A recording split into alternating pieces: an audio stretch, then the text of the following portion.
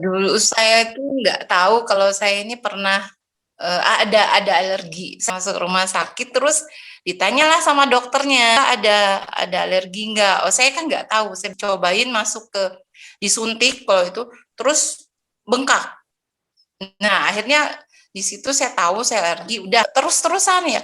Saya batuk, pilek, udah gitu flu. Kalau kalau udah flu atau udah batuk saya bisa bisa muntah, bisa sesak napas, itu bener-bener setelah kejadian saya bolak-balik sesak napas gara-gara minum obat batuk, itu saya takut. Trauma minum obat dan takut. Efeknya itu setelah saya minum, itu pertama saya gatel. Gatel tuh daerah mata, bentol, terus lama-lama seperti ditonjok. Itu nggak bisa hilang sampai 1 minggu. Kalau misalnya pas bibir tuh ya gatel, bengkak semuanya kayak gitu. Dari 2006 itu sampai kemarin lah 2021 itu aku beli hidrogen fontaine.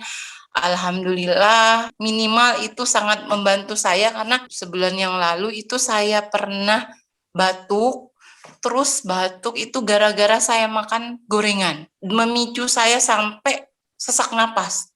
Napas saya cuma segini. Saya udah seperti orang yang antara mau sadar dan enggak, tapi saya udah sakit dada segini, napas saya pendek banget, udah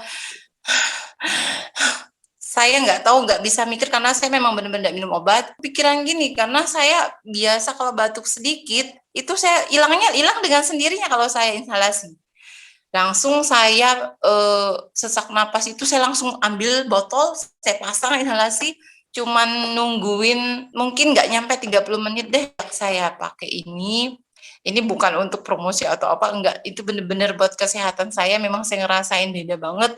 Dulu saya kalau bangun tidur pasti saya muntah, batuk. Kalau sekarang alhamdulillah sekarang tuh udah enakan, udah saya batuk tapi tidak seperti dulu, tidak sampai kalaupun saya sampai gitu ya tetap saya langsung inhalasi gitu. Dan inhalasi itu bisa membantu saya lebih lebih tenang, bernapasnya lebih enak.